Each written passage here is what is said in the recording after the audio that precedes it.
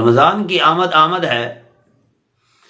کافی سارے حفاظ کرام اس وقت خوش بھی ہوں گے اور کچھ پریشان بھی ہوں گے کہ جن کی منزلیں سارا سال نہ پڑھنے کی وجہ سے کچی ہوں گی یا دوران تعلیم محنت نہ کرنے کی وجہ سے یا استادوں کی مار یا استادوں کی سختی برداشت نہ کرنے کی وجہ سے یا ماں باپ کے بے جا لاڈ پیار کی وجہ سے یا کسی مدرسے کا نظام نظم و ضبط کمزور ہونے کی وجہ سے یا اس کے علاوہ اور بھی کافی ساری چیزیں ہیں جن کی وجہ سے منزلیں کمزور ہو جاتی ہیں.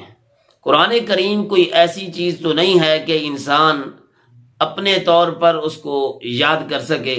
یہ صرف اللہ کی رحمت سے اور استاد شاگرد کی مشترکہ محنت کی وجہ سے اللہ پاک سینے میں ڈال دیتے ہیں. یہ سینہ قرآن کریم کا ایک خزانے کو چھپانے والا بن سکتا ہے بشرطے کہ دونوں طرف سے خلوص بھی ہو، محنت بھی ہو، چاہت بھی ہو.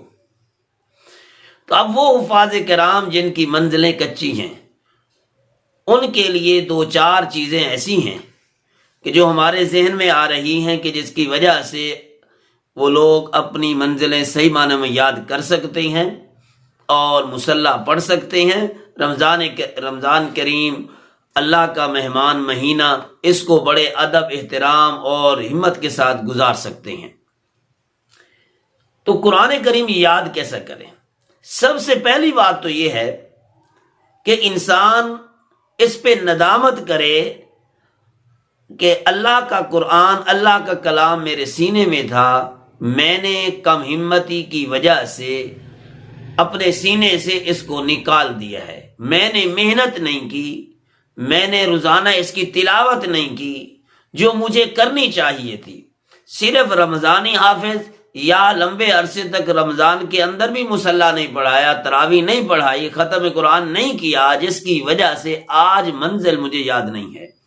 بلکہ بعض حفاظ کرام تو ایسے بھی ہیں کہ جو سارا سال نہ پڑھنے کی وجہ سے یا لمبے عرصے تک نہ پڑھنے کی وجہ سے ان کو ناظرہ قرآن بھی نہیں آتا. وہ کس وجہ سے؟ اس کی کئی وجوہات بھی ہیں. ان میں سے سر دست یہ ہے کہ جب انسان کسی چیز کی ناقدری کرتا ہے تو وہ چیز چلی جاتی ہے، کوئی بھی فن ہو. لیکن قرآن کریم یہ سب سے زیادہ غیرت والی چیز ہے کہ جس سے تھوڑی سی بے رغبتی کی جائے تو یہ بہت جلد ہی سینوں سے نکل جاتا ہے.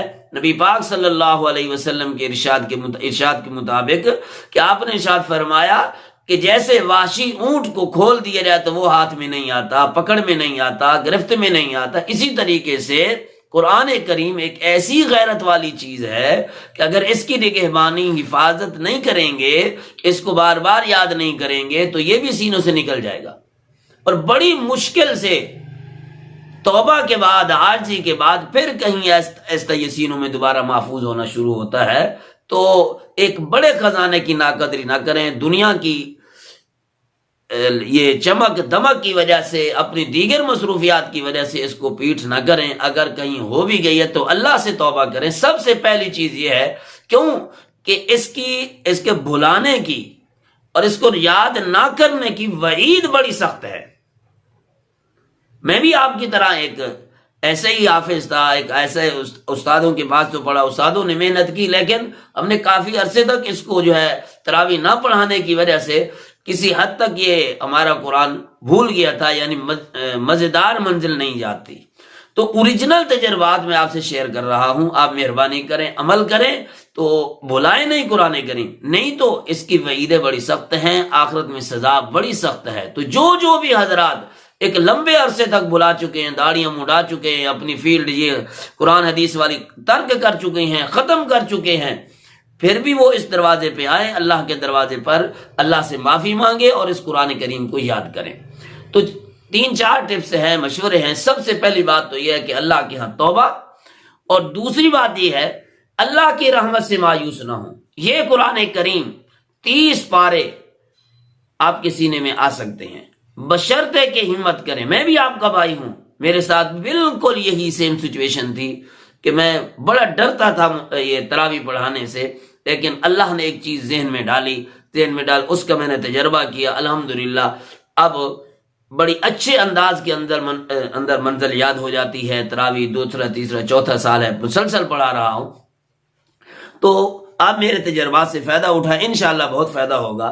تو دوسرے نمبر پہ آپ مایوس نہ ہوں، ہمت نہ ہارے، کو پیما کی طرح آپ کی سوچ ہو کہ کچھ لوگ زمین پہ چلتے ہوئے بدک جاتے ہیں، پھسل جاتے ہیں، کچھ لوگ کوہ پیما جو پہاڑوں کو بھی سر کر جاتے ہیں، پہاڑوں کی چوٹیوں پر پہنچ جاتے ہیں اور دنیا کی بڑی بڑی چوٹیوں کو کراس کر جاتے ہیں۔ وہ کس وجہ سے؟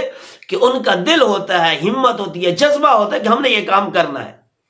تو اس لیے قرآن کریم کے سامنے اپنے آپ کو گرا دیں، عاجزی کریں، انشاءاللہ یہ دولت پھر واپس آ جائے گی۔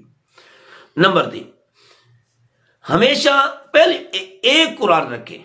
حفاظ کرام کو چونکہ وہ سطروں کے لحاظ سے عموماً 16 سطری قرآن ان کے پاس ہوتا ہے، یا جس قرآن پہ وہ پڑھتے ہیں وہی لفظ بلفظ لائنیں ان کے سامنے ہوتی ہیں، وہ پڑھتے چلے جاتے ہیں اور سوچتے چلے جاتے ہیں اب میں اس لائن پہ اس صفحے سے اس صفحے پر پہنچ چکا ہوں۔ تو ایک قرآن کریم رکھیں۔ اور دوسری بات یہ ہے، سب سے پہلے منزل کو دیکھ کر یاد کریں۔ کچھ بچوں کی عادت ہوتی ہے، کچھ یاد کرنے والے، بس جی ہم چونکہ ایک سپارہ اپنے حساب سے پڑھ لیا، چاہے اس کے اندر 100 غلطیاں بھی ہوں، اس کا مطلب ہے کہ یاد ہو گیا۔ ان الذین کو للذین الا الذین قال الذین وقال الذین، واو کا بغیر واو کا یہ فرق کافی سارے ہوتے ہیں۔ تو شروع سے لے کر آخر تک پہنچ جانا یہ یاد ہونے کی کبھی علامت نہیں ہے۔ سب سے پہلے اس کو ایک مرتبہ پڑھیں، جو آپ کو شبہ نظر آئے، جو آپ کو متشابہ پتہ چلے، اس کے اوپر ہلکی سی نشانی لگا دیں، اور نشانی لگا کے سائڈ پر بھی کوئی نقطہ یا کوئی علامت لگا دیں، تاکہ آپ کو وہ غلطی ذہن میں رہے کہ یہ آپ کی غلطی ہے، یہ آپ کو متشابہ لگ سکتا ہے۔ ہو سکے تو ایک متشابہات والا قرآن بھی اپنے ساتھ رکھیں کہ اس سے آپ کی منزل کو یاد کرنے میں آسانی ہوگی۔ منزل دیکھ کے یاد کریں اور غلطیاں لگا کے رکھیں۔ میں آپ کو دکھاتا ہوں، یہ تقریباً میرا 20 سالہ پہلے تجربہ ہے۔ یہ آپ دیکھ لیں، آپ کو نظر آ سکتی ہیں تو یہ اسکرین پر یہ دیکھیں، یہ نشان لگے ہوئے، یہ 20 سال سے میں نشان لگا رہا ہوں۔ جب روزانہ بھی منزل پڑھتا ہوں رمضان کے علاوہ بھی، تو اسی طریقے سے مجھے جو بھی متشابہ لگتا ہے تو میں اس کو یاد کر لیتا ہوں، نشان لگا لیتا ہوں، پھر اس کو سال بعد جب رمضان کا موقع آتا ہے پھر اسی طریقے سے ان غلطیوں کو یاد کرتے ہیں، تو بڑی آسانی ہو جاتی ہے، کیونکہ وہ جو پکی آیات ہیں وہ تو کبھی بھولتی نہیں الحمدللہ، لیکن جو غلطیاں ہوتی ہیں وہ یاد نہ بھی ہوں تو کم از کم ذہن میں رہ جاتی ہیں کہ یہاں پر یہ غلطی ہے۔ انکم انکم بہم لکم، یہ چیزیں جو ہوتی ہیں متشابہ ہوتی ہیں، ما فی الارض وما فی الارض ما فی السماوات وما فی الارض، یہ چیزیں ہیں، ان کو یاد کرنے کے لیے یہ چیزیں، ان چیزوں کا سہارا لینا پڑے گا، یہ بڑی اہم چیز ہوتی ہے۔ ایک قرآن رکھیں اور پھر صرف غلطیاں یاد کریں، صرف غلطیاں یاد کریں، ان کو ذہن میں رکھیں، پھر تھوڑی دیر آنکھیں بند کر کے یا ایک طرف توجہ کر کے قرآن بند کر کے ان غلطیوں کو ذہن میں گھمائیں کہ اس صفحے پہ یہ غلطی ہے، اس صفحے پہ یہ غلطی میری آئی تھی، اس صفحے یہ غلطی ہے۔ کبھی بھی یوں نہ کریں کہ غلطیوں کو یاد کرنے کے لیے پورا سپارہ دوبارہ شروع کر دیں۔ بچوں کو پڑھانے کا بھی یہی طریقہ ہے کہ جب غلطیاں آ گئی ہیں تو صرف غلطیوں کو پہلے یاد کریں اور غلطیوں کو ذہن میں گھمائیں کہ یہ میری غلطی ہے، تو ہمیشہ کے لیے غلطی ٹھیک ہو جائے گی۔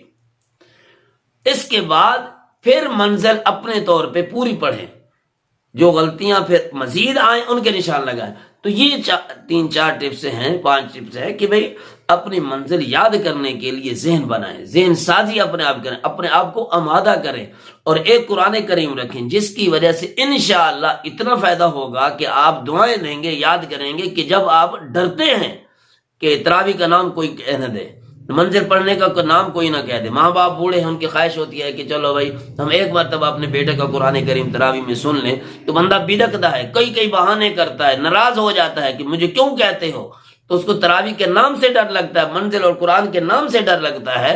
تو یہ اس کے لیے ایک آسان ٹوٹکے ہیں، آسان طریقہ کار ہے، انشاءاللہ اس سے منزل بھولے گی بھی نہیں، اور پھر آپ کو خوشی بھی ہوگی کہ میں نے ان چیزوں پہ آسانی سے عمل کیا تو آسانی سے منزل یاد ہو گئی ہے۔